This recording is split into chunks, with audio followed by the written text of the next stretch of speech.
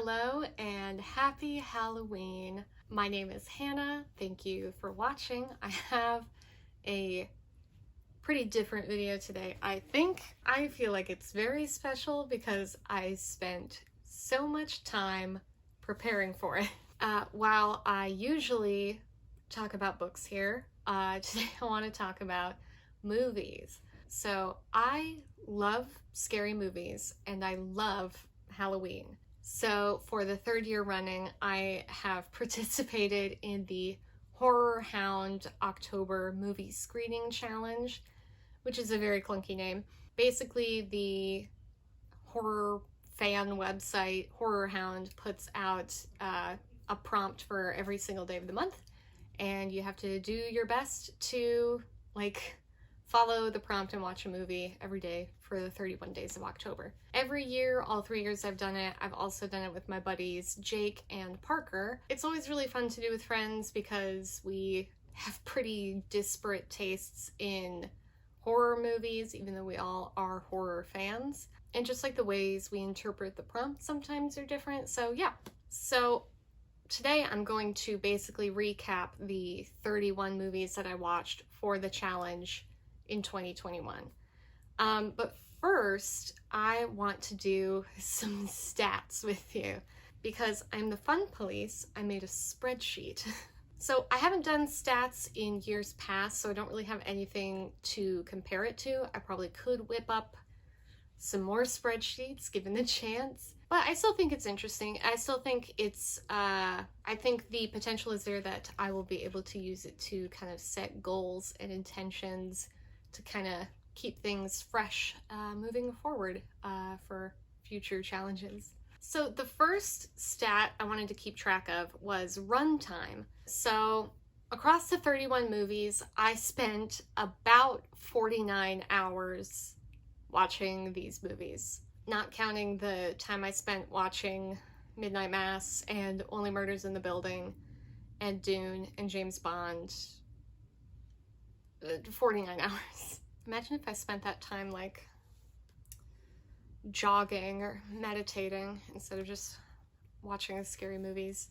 So for the runtime, the average runtime was about 95 minutes, which is actually kind of funny because I have a list on Letterboxd of movies that are 95 minutes or shorter. I think that's a really nice length for a movie to be. The longest movie I watched was 138 minutes versus the shortest was 52 minutes. Now, for country of origin, there were a couple that are co-productions in multiple countries and just kind of did my best to put them in one mostly. So obviously mostly I watched American movies, about 60% what I expected, versus 40% international. However, this is the first of a couple bad stats. I watched literally 0 movies from outside the US or Europe, which is not good. So that's really bad. It's definitely something to be more mindful of in the future, because that's literally embarrassing to have somehow watched 31 horror movies. Oh my god. Another very bad stat was the gender of the directors. Literally, all but one of the movies I watched were directed by men, which is awful. Oh my god.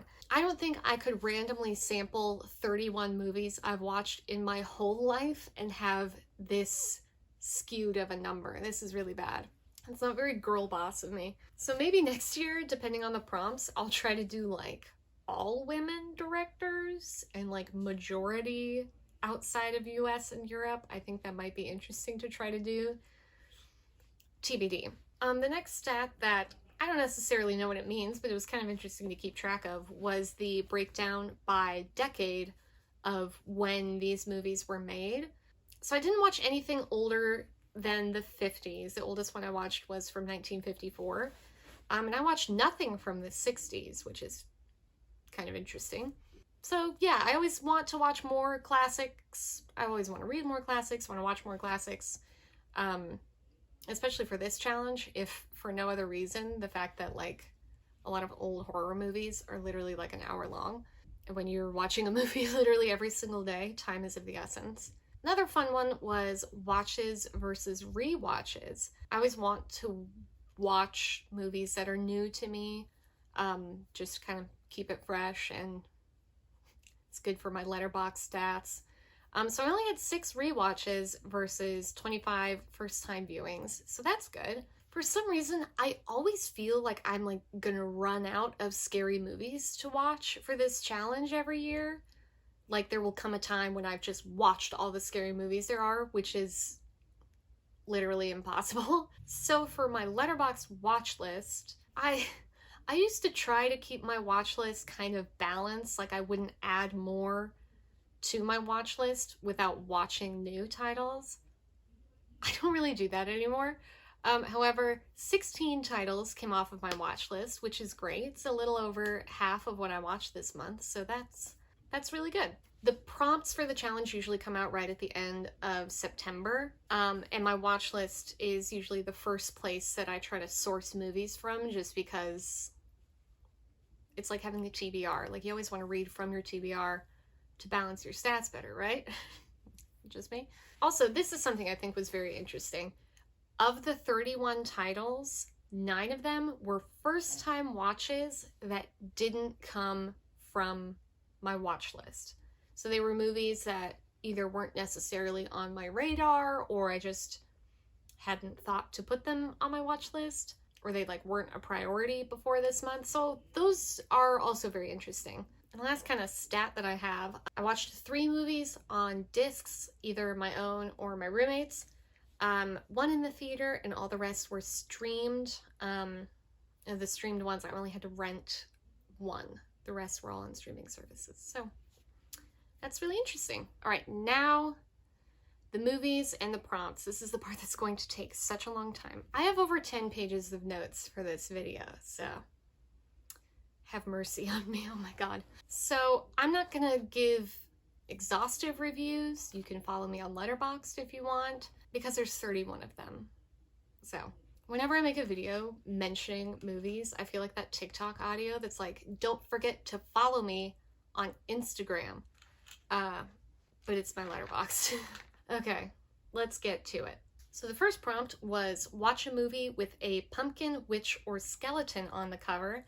I watched 2017's Hagazusa, directed by Lucas Feigelfeld, was a German-Austrian co-production. So it's a kind of folk horror, described as The Witch, but like slower and hornier, which is true.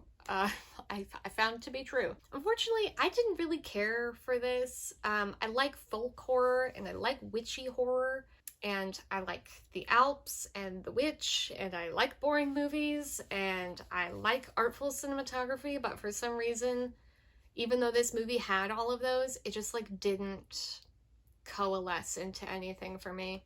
Watch a horror film that starts with the letter M. I watched Malignant, directed by James Wan, the brand new one. Basically, this woman keeps having visions of murders, and she kind of comes to find out that these murders that she feels like she's having like dreams about are actually happening. And it gets weirder from there. I can't tell if I like this movie or not. I feel like it wasn't good enough to be like a good horror movie, but it wasn't like campy and goofy enough to be campy and goofy. Yeah, it was interesting in that, like, man, if you give James Wan just a ton of money, you'll get some like really cool fight choreography and like these Steadicam chase scenes. But yeah, it was kind of out there. Zoe Bell is in it for like 5 minutes, which was fun. I'm sorry if I'm like basically reading this off my laptop. And also, there are some challenging names on here. I will do my best to pronounce everything correctly. I'm really, really sorry if I don't say something right. All right, October 3rd, Nobody Can Hear You Scream. Select a horror film set in space. I selected 2020's Sputnik, directed by Igor Abramenko. So first of all, this movie is not set in space. I did not know that. It's called Sputnik, and there's a person in a spacesuit on the cover, so forgive me for assuming. It's also not really quite a horror film. It's much more of like a sci-fi political thriller. So in the movie, during the Cold War, a Soviet spaceship has an incident. It comes back with only one survivor, but something appears to have hitched a ride back to Earth. So that's kind of fun. I really dug this movie. It just made for a really good thriller. Great characters, a very cool looking alien, and it also just looked very good. Like the cinematography and the color grading all just looked very cool, and it was very suspenseful. I just really liked it. I don't know. Even though it was neither set in space nor was it a horror movie. October 4th, They Always Come Back, watch a horror remake. I watched The Thing from 2011, directed by Matthias Van Heiningen Jr. It's less of a remake, more of a prequel. Again, oops, I can't completely know the content of a movie, not having seen it. But it's the events that directly precede The Thing, John Carpenter's The Thing. This was fine. There were some pretty damning reviews on Letterboxd, so I thought this was going to be like the worst movie ever. But that wasn't the case. The CGI is kind of dorky, but it's not like that bad for 2011, I don't think. So yeah, it wasn't that bad, just nothing to really write home about. Mary Elizabeth Winstead's in it, that's great. October 5th was Still Miss Theaters, watch a movie you remember seeing in the theater. I watched Demon from 2015, directed by Marcin Rona. In this movie, a groom at a wedding in Poland is possessed, and the titular demon in question is a take on the kind of Jewish figure of the Dybbuk, I think is how you say that, from like Jewish folklore, which is very unique. I really like this movie. Since it is kind of a rewatch necessary prompt, I really like it. It's definitely not scary in like a boo way. It's more scary, like horrifying. Someone on Letterboxd, I saw a review that described it as a horror film for people who don't like horror films. And they meant it as an insult, but I think that is probably true. There's more of a drama and a tragedy at its core, and the demon is just kind of the means of conveying that, which I know is often the case in horror, that like it means something else and we're using something scary to say so, but it's like definitely the case with Demon. October 6th was pick any horror film starring Vincent Price. I watched The House on Haunted Hill from 1959, directed by William Castle. A kind of wealthy man invites a group of people to his very haunted mansion. If the guests can make it through the night, they win a cash prize. But ghosts and stuff. But yeah, this was fun as hell. It's kind of my kind of thriller. I love like Clue and stuff like that. It's people, just like people in a place where things are happening, if that makes sense. But yeah, it was just old school, spooky, fun.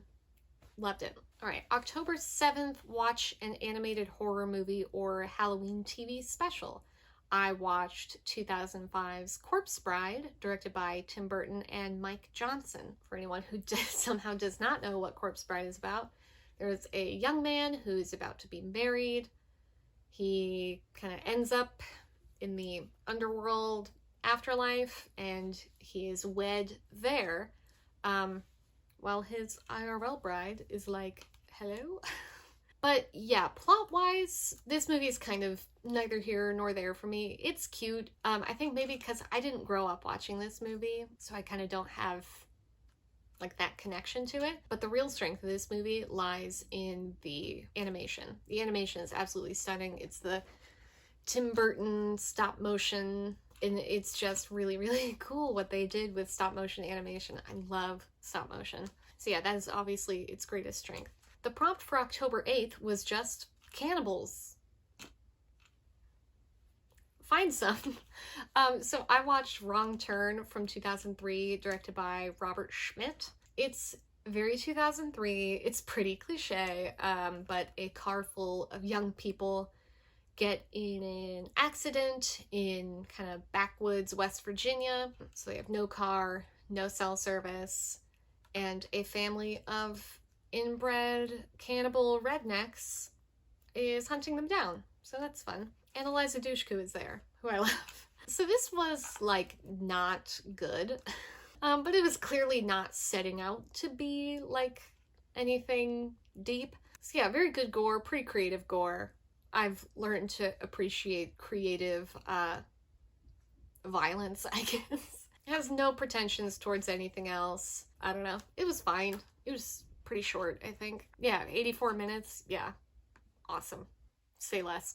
October 9th was another, like, what is this prompt?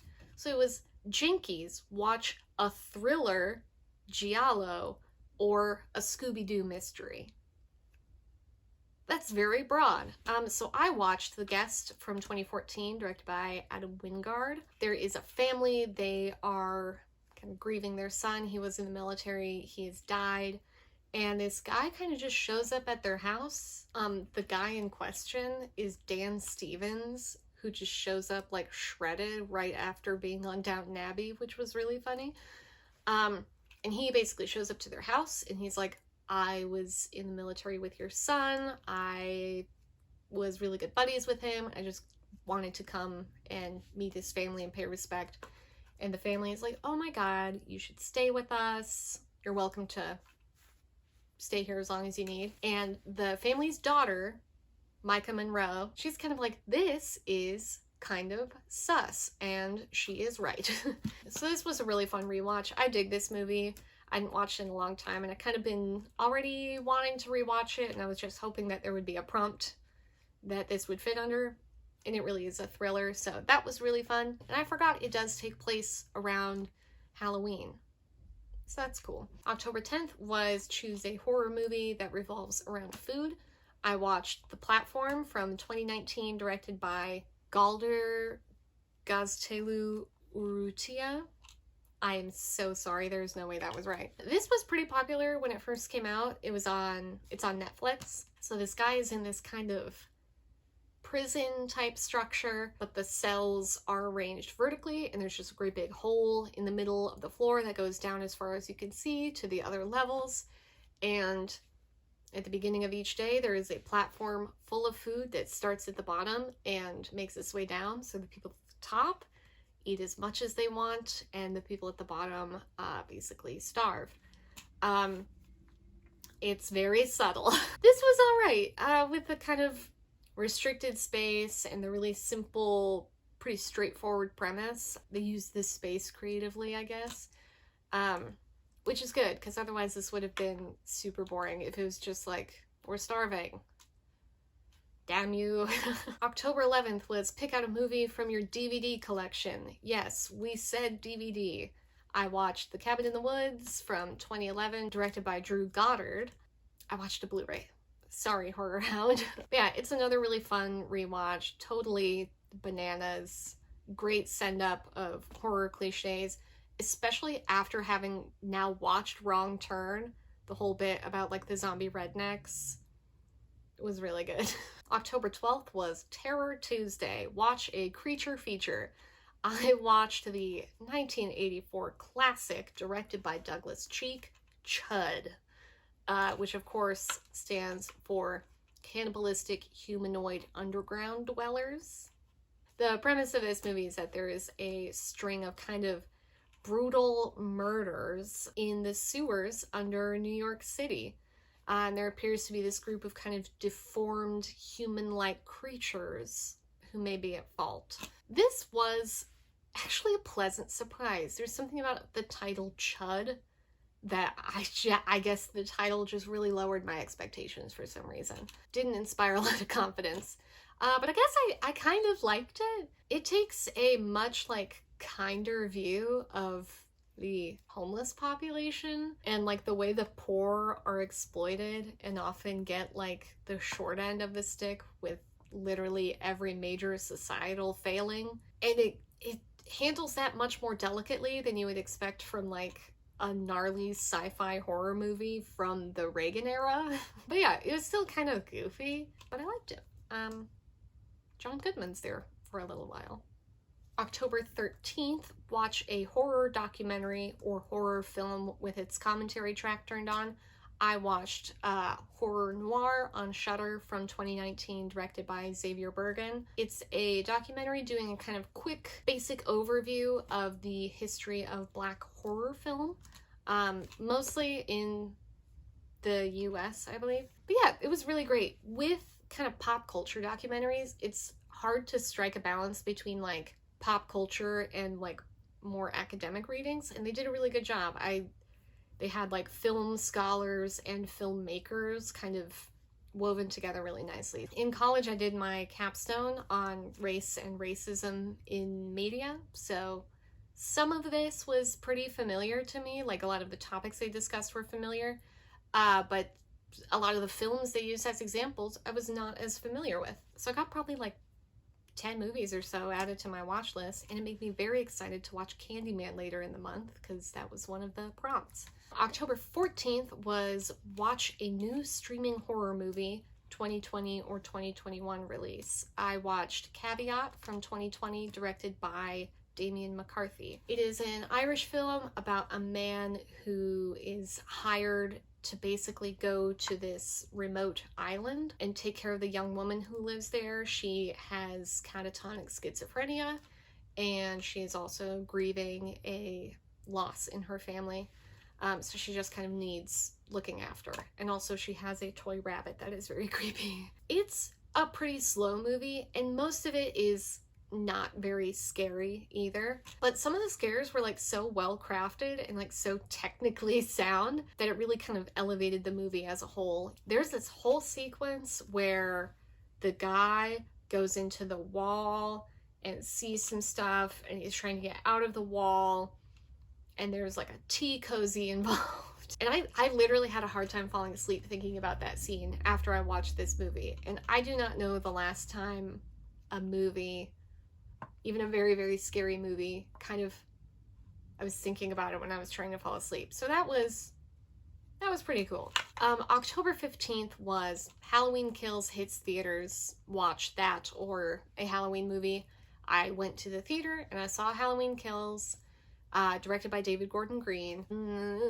Point in its favor. It had great gore. Very gnarly. Ooh. I think that's, from my understanding, I have a very limited Halloween knowledge, I must say. It's kind of a departure from what is usually expected of Halloween movies, and there was much more of an ensemble cast than Halloween 2018, so that was kind of cool. However, there is just so much stupid stuff in this movie. I hated Tommy. You know, he's kind of supposed to be this like folk hero, anti-hero, everyman. I was like, I don't fucking like this guy. Laurie is super sidelined, which I don't think is necessarily bad, but then there's this whole like distraction thing about the escaped convict, and like they tried to say something about mob mentality.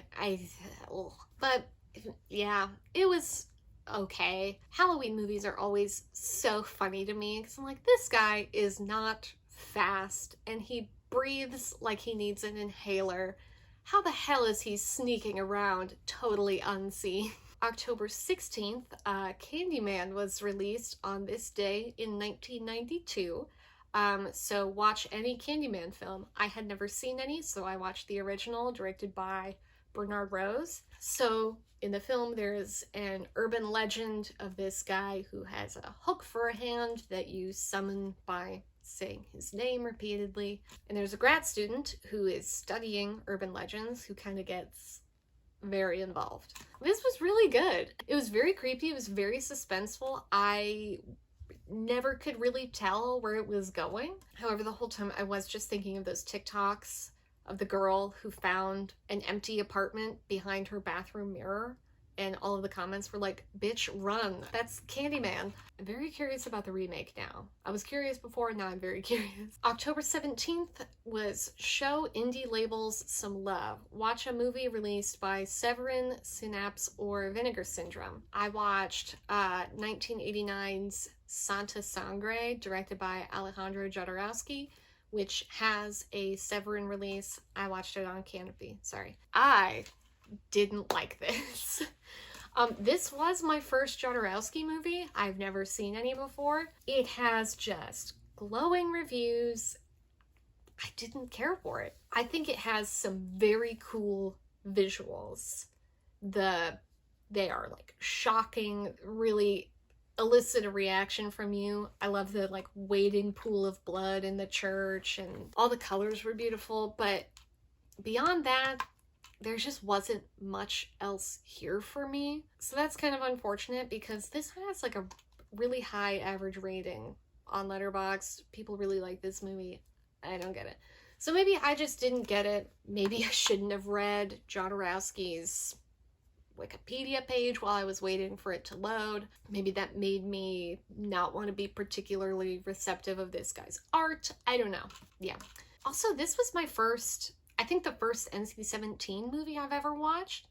And it's NC-17 for the violence, but I feel like I've watched way gorier movies than this before. I watched gorier movies than this month, so I don't know what that's about. October 18th was watch a film that stars a killer or scary clown.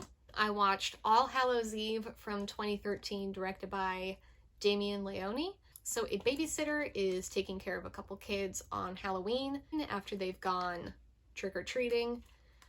They find a VHS in 2013. They find a VHS. And on the VHS, there's like scary little short films that all feature this clown named Art. I didn't like this.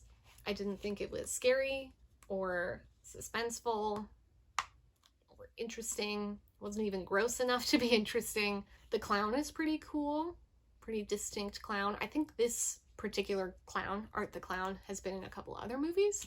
So maybe those would be better for me, but I did not like this at all. Oh man. Okay.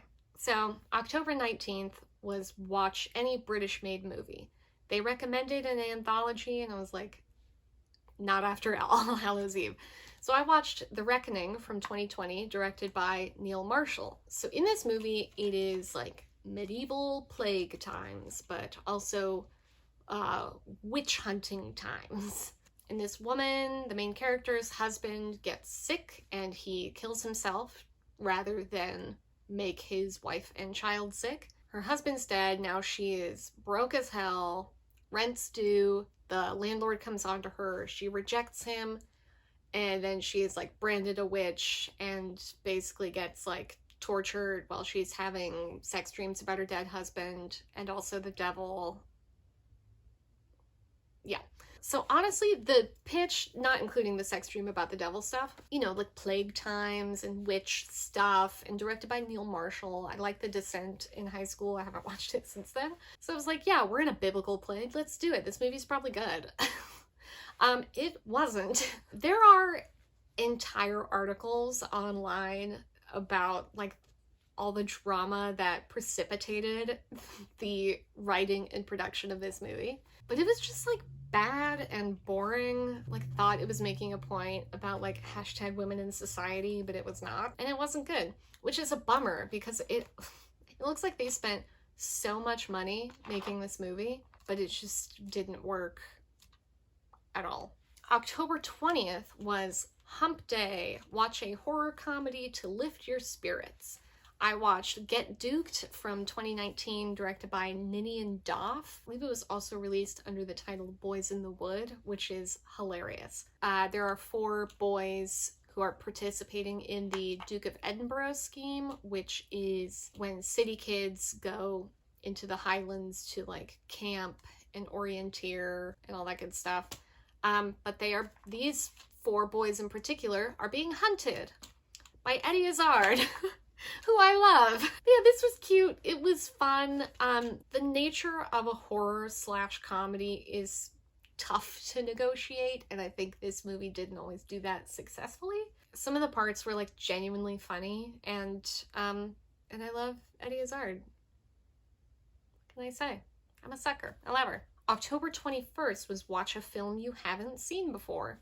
So I watched The Collector from 2009, directed by Marcus Dunstan. So this guy is planning to break into this house and steal some jewelry. Garden variety B&E. But he gets there and realizes that someone else has also broken into the house. But this guy is a sadistic killer. And he kills by booby trap, which is funny. So yeah, I've gotten to the point where I can respect and appreciate creative gore. That's what this movie really has going for it. This movie has some very fun booby trap based violence, which is its own merit. However, that is kind of all that's going on in this movie. Like, the main character does kind of have his hero arc where he like wants to save the family who live in the house. But yeah, the collector element is kind of only really a thing at the very beginning and the very end, and it could just not be there, and the movie would mostly be the same. He could just be like a crazy person, whatever. October 22nd was invite family over for a fun Friday horror night with a family-friendly feature. Say that 5 times fast. I watched Muppets Haunted Mansion from 2021, directed by Kirk R. Thatcher. I thought it was cute and fun. I know there's some Muppets stans who do not care for this, but I'm a Disney's Haunted Mansion stan, so I loved it. October 23rd was the Russian roulette round where someone else picks your movie. Since I do this every year with Jake and Parker, we kind of alternate every year picking 4 other people. So this year I picked for Parker and he watched The Loved Ones, which he liked. I was like, I have excellent taste. But Jake picked for me and he picked Victoria from 2015, directed by Sebastian Schipper. So this is another one that's definitely more of a thriller, but it's on Shudder, so it counts. So in the movie, there is a young woman who is kind of out clubbing in Berlin. And outside of the club, when she's leaving to go home, she kind of meets these 4 guys and she decides to kind of go off with them for the evening. And the night spirals out of control. They get into some shady business, shall we say. The very cool thing about this movie, it's all pretty cool because it's a good movie, but it's filmed in real time and it's all truly one long take. The movie's like 2.5 hours long and it's uninterrupted, one long shot, which is so cool. I was worried going into it because I was aware of this movie. I don't know if Jake picked it from my Letterboxd watch list, but it was on there, so that's cool. I was kind of worried that it would feel kind of shticky, like it was just a gimmick. But it kind of feels like that was like the only possible way to convey the amount of chaos that happens in like such a specific window of time. But yeah, it was very, very good. The 3 leads are so good. I love Franz Rogowski. But yeah, it was so good. It was so tense. Oh my god, I was like tired for them by the end of it. And oh god, it was really good. I definitely recommend that movie. October 24th, the prompt was watch the final film from your favorite horror franchise.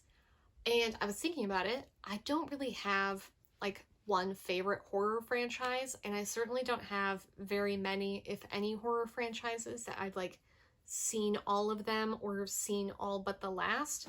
So all that to say, I watched Ouija Origin of Evil, directed by Mike Flanagan from 2016. So I watched this like a couple weeks after like binging Midnight Mass, which was funny. So I have loved all 3 of Mike Flanagan's Netflix series, and I'm kind of like 50-50 on his movies, but I don't really dislike any of them. I had moderate expectations going into this, I guess, but like realistic expectations as well. So it's kind of basic. It's a PG-13 horror movie that is a sequel to another PG-13 horror movie, which was co-produced by Hasbro, so okay.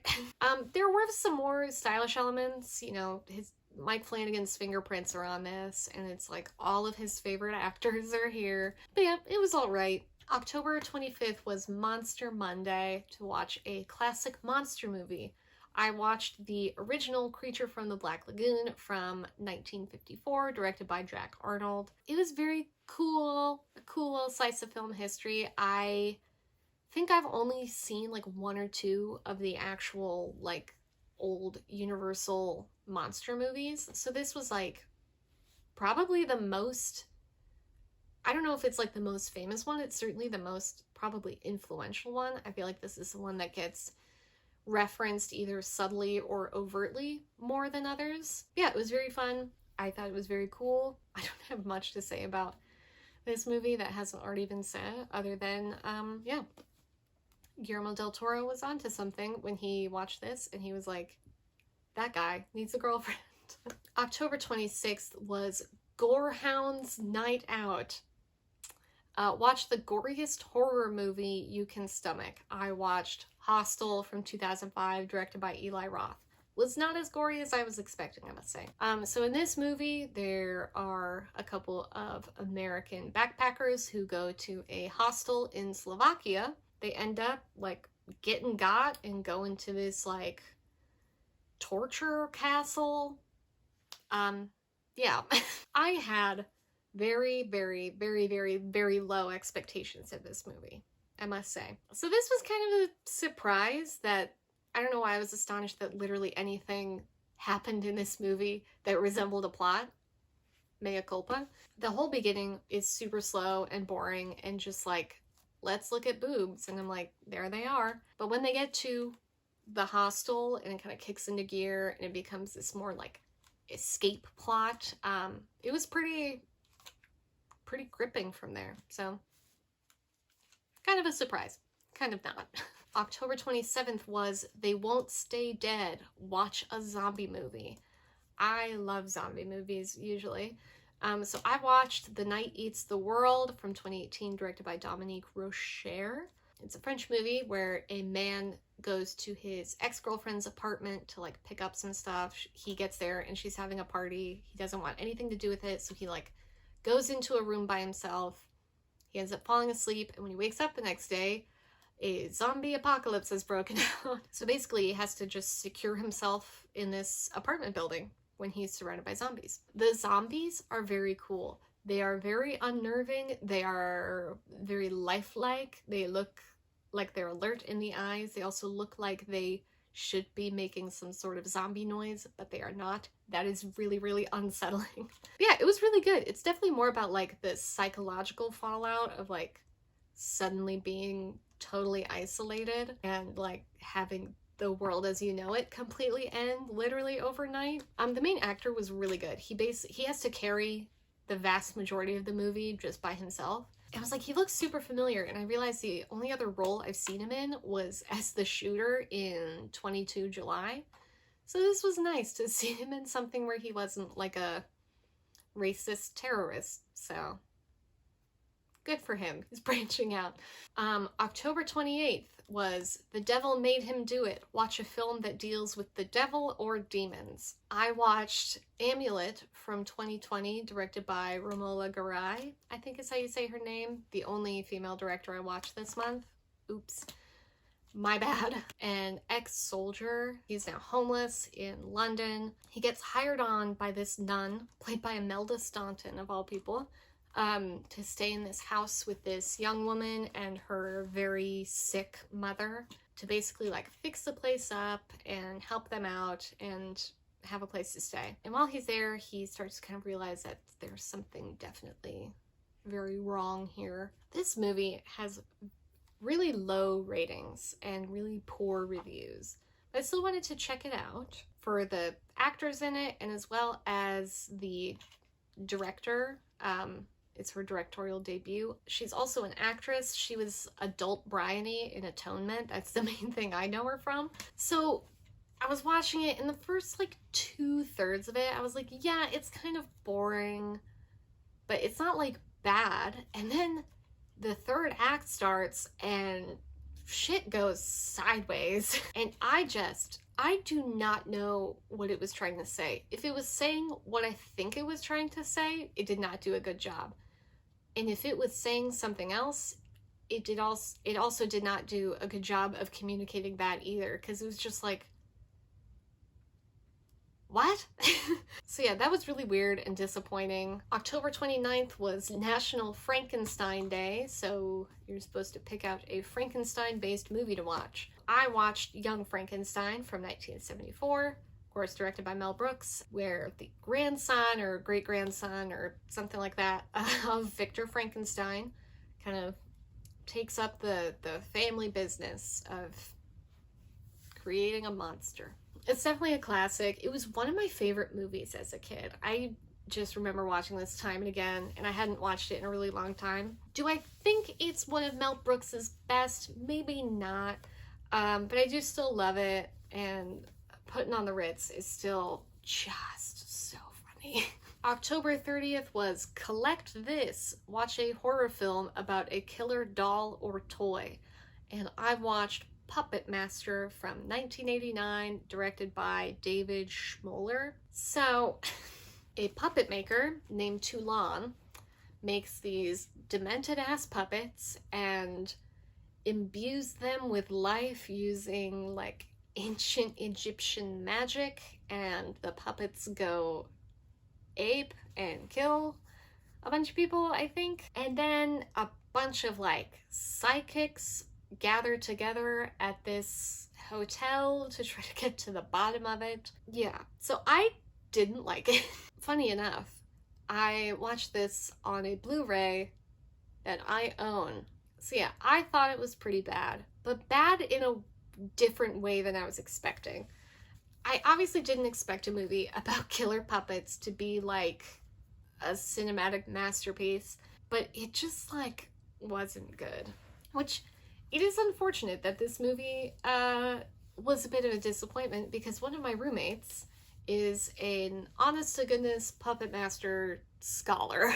There is literally a framed Puppet Master 4 poster in my home. So maybe I just need to continue on in the PMCU to really get it, but I didn't really get it after just this first one. The bitch with the tarot cards and the taxidermy dog was onto something though. I liked her. October 31st, a holiday ritual, watch Trick or Treat. I haven't quite watched this one yet this year.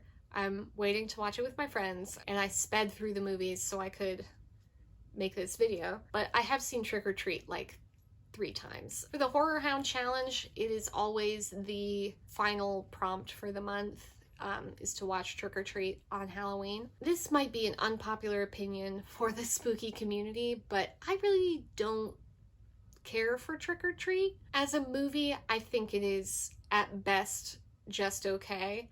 As a mood board, however, it is phenomenal. Great Halloween vibes, and Sam has kind of become this like Halloween icon. But I think just as a movie, it is okay.